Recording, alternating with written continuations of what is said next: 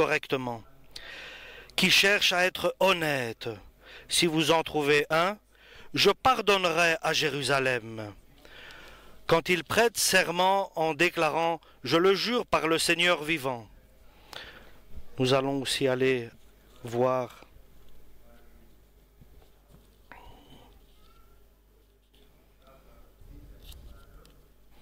au chapitre 22 de Ézéchiel, chapitre 22 et verset 30. Nous allons voir Ézéchiel 22, verset 30. « J'ai cherché quelqu'un qui serait prêt à construire un mur d'enceinte, ou prêt à se tenir sur la brèche des murailles pour défendre le pays et m'empêcher de le détruire. Mais je n'ai trouvé personne. » Donc, ici, nous voyons que Dieu cherche une personne, parce qu'en voyant son peuple, et en voyant Jérusalem,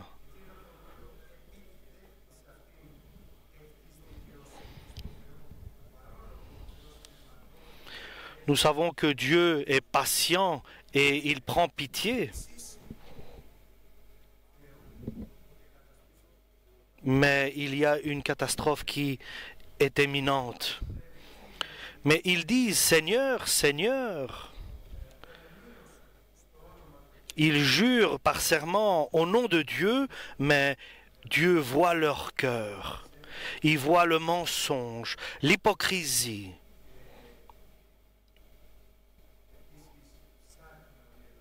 Et il cherche une personne pour pouvoir changer, transformer la malédiction en bénédiction et la destruction en reconstruction. Et il cherche quelqu'un qui fait la volonté de Dieu, qui accomplit la justice de Dieu, qui recherche la vérité. Et par lui, Dieu va pardonner les péchés de son peuple. Et il cherche une personne qui puisse être prêt à servir. Et il va préparer, construire une enceinte, une muraille, pour défendre le peuple. Pour que Dieu ne juge pas et ne condamne pas son peuple. Et Dieu cherche, et il continue à chercher une personne par laquelle sa gloire va être révélée. Et nous le voyons très clairement dans tout l'Ancien Testament et dans le Nouveau Testament. Il cherche toujours une personne. Mais maintenant,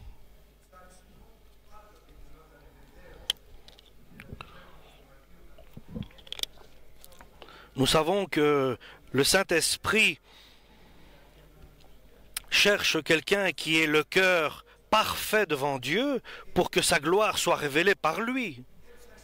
Et il a cherché David, et il a trouvé David. Et il a établi son royaume. Et nous savons que de la lignée de David est venu le Messie. Et Dieu nous révèle une recherche bien précise. Une personne est à la recherche de Dieu, qui fasse la justice de Dieu, qui a le cœur sincère. Dieu cherche toujours une personne qui cherche toujours la vérité et qui n'ait pas peur de la dire. Et quelqu'un qui confesse la vérité et qui témoigne de la vérité et qu'il n'ait pas honte de cette vérité, pour que Dieu puisse pardonner à Jérusalem ses fautes, ses erreurs et ses égarements. Et il cherche une personne qui va se tenir devant Dieu, devant les destructions des hommes, pour que il puisse avoir une grâce de la part de Dieu vers le peuple d'Israël. Et il n'a pas trouvé. Et il a établi parce qu'il n'a pas trouvé quelqu'un digne qui fait la justice de Dieu.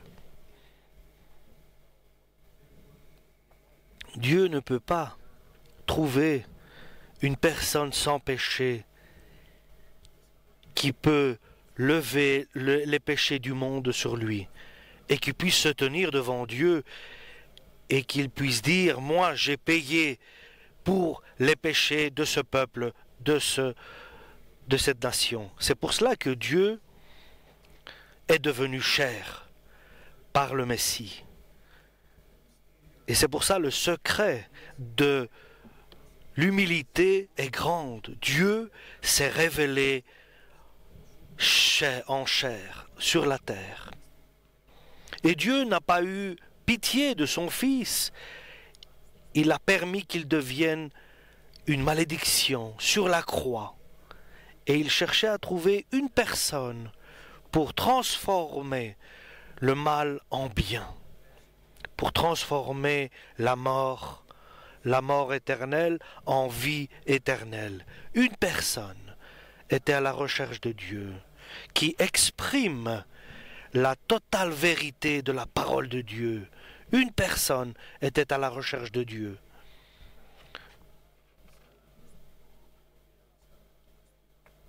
Une personne qui pourrait prendre les péchés du monde. Parce qu'il n'a pas trouvé, Dieu a envoyé son Fils Jésus sur la terre. Et tout le monde a pu trouver une sortie dans l'impasse qu'il y avait dans le monde. Parce qu'il n'y avait pas la manière de sauver le monde. Et l'homme était dans une impasse absolue. Et parfois l'homme veut, par sa pensée, accomplir la volonté de Dieu. Mais en lui-même, il y a la loi du péché. Et la question importante est la suivante, chers frères et sœurs. Seulement Dieu peut nous répondre. Et aujourd'hui, nous devons le comprendre. Comment Dieu peut, par Jésus-Christ, le Fils de Dieu, béni soit son nom, de pardonner le jugement, la condamnation et la destruction de la vie des hommes. Comment Dieu est-il possible, par Jésus-Christ,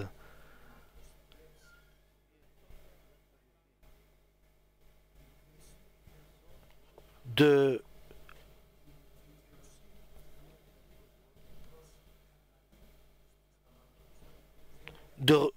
pardonner les hommes qui ont péché? Comment peut-il pardonner les hommes de leurs péchés? Et la réponse est la suivante, et toujours la même réponse. Comme Dieu a cherché une personne par laquelle, qui était sans péché, et de faire un pardon, une absolution, un pardon des péchés des hommes, et il ne trouverait pas dans l'Ancien Testament. Et il a trouvé beaucoup de personnes qui étaient prêtes à prêcher, à annoncer la bonne nouvelle, la parole de Dieu. Et quand le projet a été réalisé par Dieu, il a envoyé son Fils sur la terre. Il révélera la vérité de la vie éternelle. Et il se tiendra devant Dieu le Père. Pour les hommes, il le fera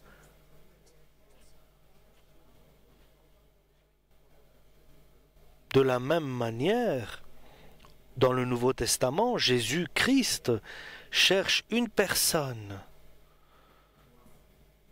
puisque il puisse être pardonné de ses péchés et qu'il puisse être établi sans péché par le sang de Jésus, mais par la foi et la grâce de Dieu, il est considéré sans péché par le sang de Jésus-Christ. Tout ce que Dieu a fait par Jésus-Christ, le Christ peut faire tout cela par cet homme que Dieu choisit. Parce que la parole de Dieu est totale. Ce que Dieu a fait dans l'humanité, parce qu'il a envoyé Jésus-Christ qui était sans péché, et pas parce qu'il était la parole de Dieu en chair, mais parce qu'il était obéissant en tout point,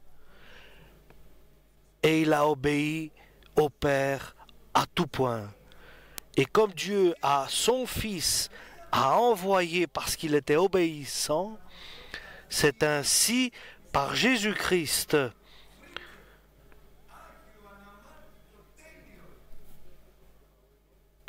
nous sommes établis comme Jésus était établi par le Père pour être le sauveur du monde, ainsi par Jésus-Christ. Comme le Père m'a envoyé, moi je vous envoie. Jésus cherche de trouver une personne qui est considérée aux yeux de Dieu juste par sa foi, par le sang de Jésus-Christ, et qu'il soit considéré sans péché, juste et justifié par sa foi, pour que Dieu puisse faire par Jésus-Christ,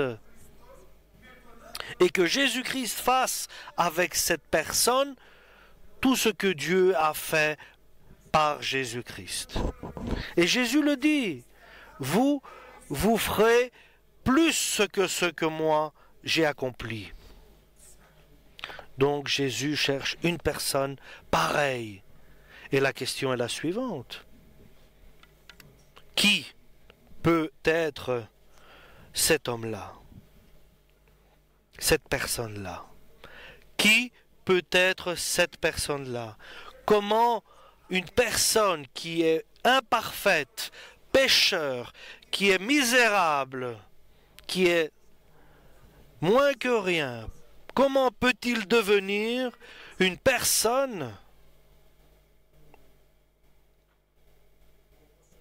qui, comme Dieu, a collaboré avec son Fils, agit avec son Fils, Jésus-Christ, ainsi Jésus-Christ va agir et collaborer par cette personne, avec cette personne, pour le salut de beaucoup. Qui est cette personne? Comment quelqu'un peut-il devenir ainsi? Est-ce possible? Est-il possible? Aux hommes, ce n'est pas possible. Il est impossible qu'une personne soit trouvée, mais à Dieu, tout est possible. Alléluia! Et qui va nous révéler qui est cette personne? Les caractéristiques de cette personne. Cet homme qui est pur et pieux, comme disait l'apôtre Paul, ne me considérez pas que je suis plus que ce que je suis. Et la question suivante est importante. Tous que nous sommes ici, devant Dieu, devant la présence de Dieu, nous pouvons être une personne pareille pour que Dieu dise j'ai trouvé la personne qui correspond, comme Dieu a dit, j'ai trouvé David, le fils de Yessé, qui fera toujours ma volonté et qui recherchera la vérité, et par lequel je vais établir mon royaume sur la terre.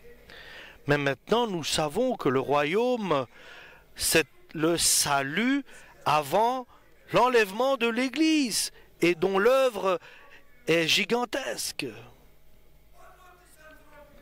C'est au-dessus des capacités du pouvoir de l'homme. Il est impossible qu'une personne pareille se révèle. Mais Dieu dit, bien sûr, tout est possible à Dieu, mais pas à l'homme. Alléluia. Remercions Dieu Tout-Puissant pour sa parole. Oh,